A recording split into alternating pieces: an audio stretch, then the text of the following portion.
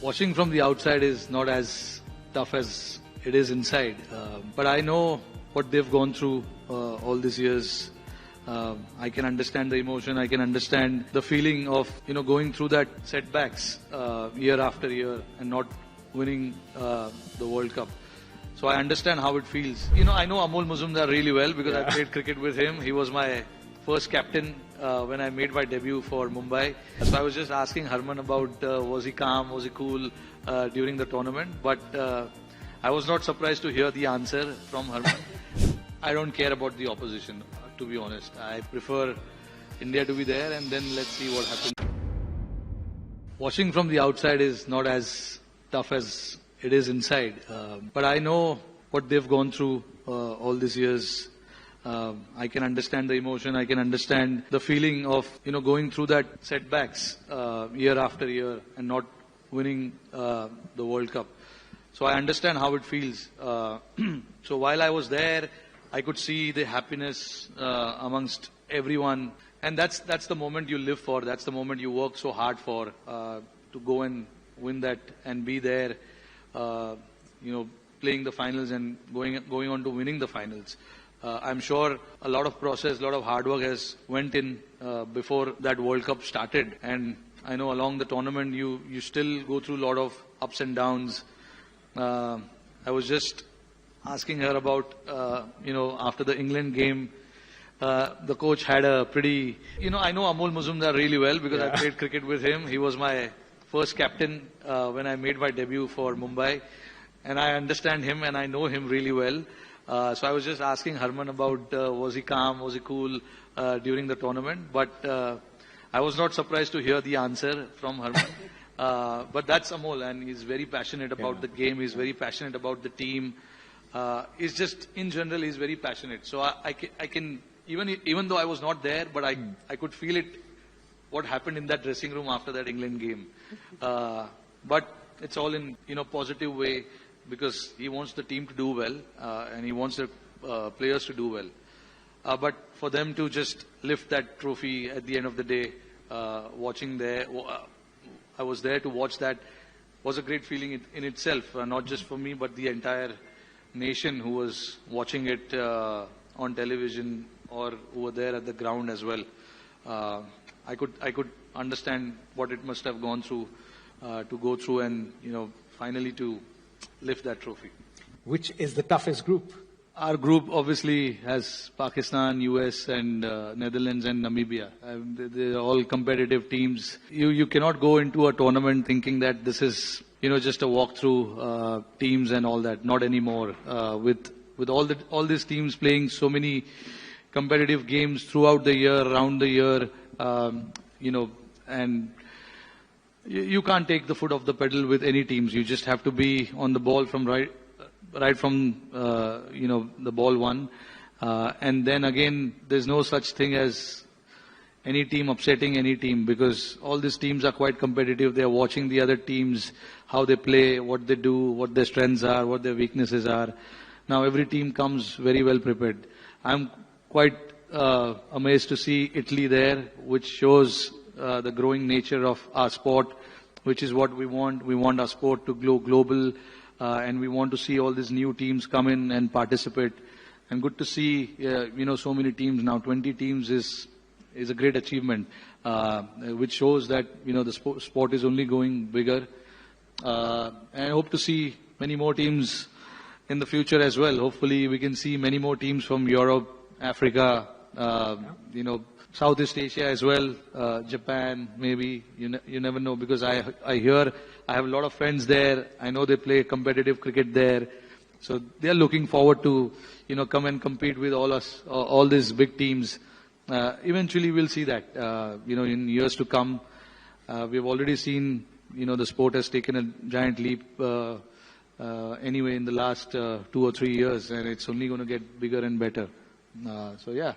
Not getting too much into detail of, what the groups look like because, like I said, I'm going to be a little diplomatic here and say every team is competitive.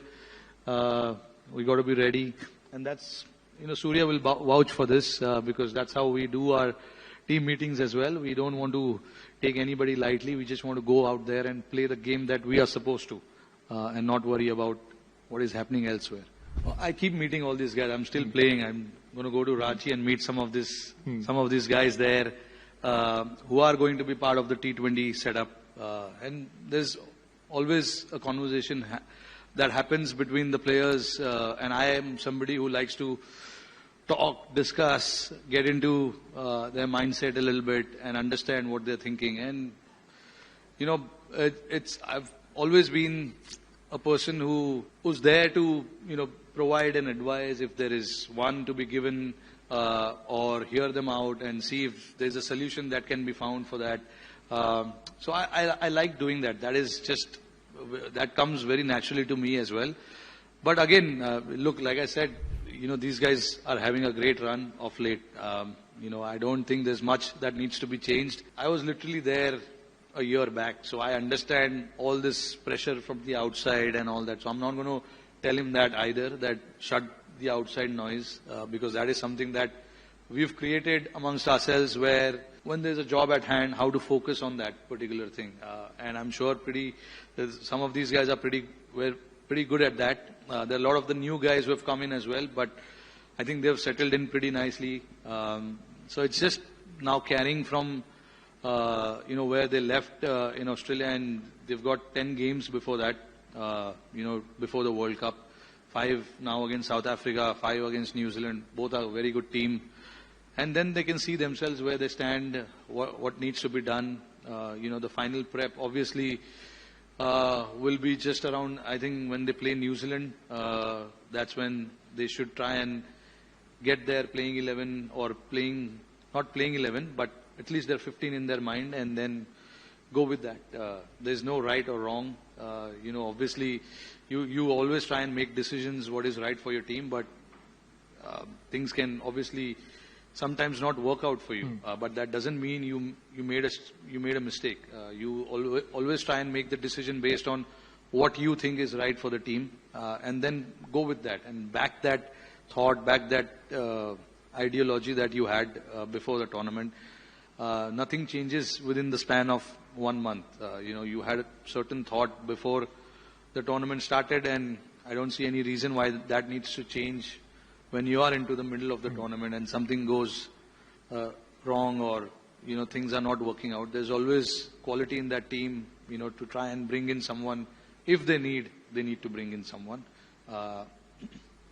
Otherwise, I think it's a pretty settled team, pretty relaxed. All they just need to do now is, you know, enjoy that moment, because you don't get to play World Cup every time. These World Cups are very, very important, and cherish and enjoy whenever you have the opportunity. Obviously, I want India to be in the finals. I don't really, can't really put my finger on another team and say this and that.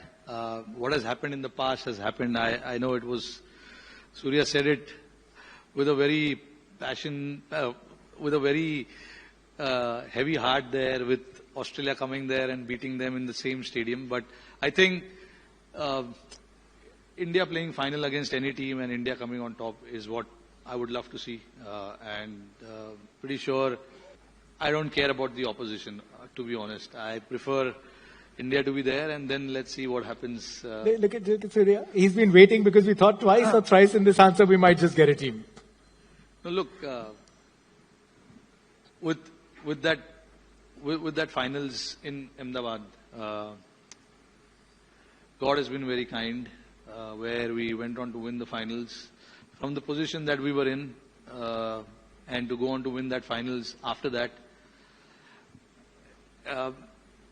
It was truly a miracle, you know. And then 6 months, 8 months later, India go on to win another ICC trophy. So I'm pretty happy with that.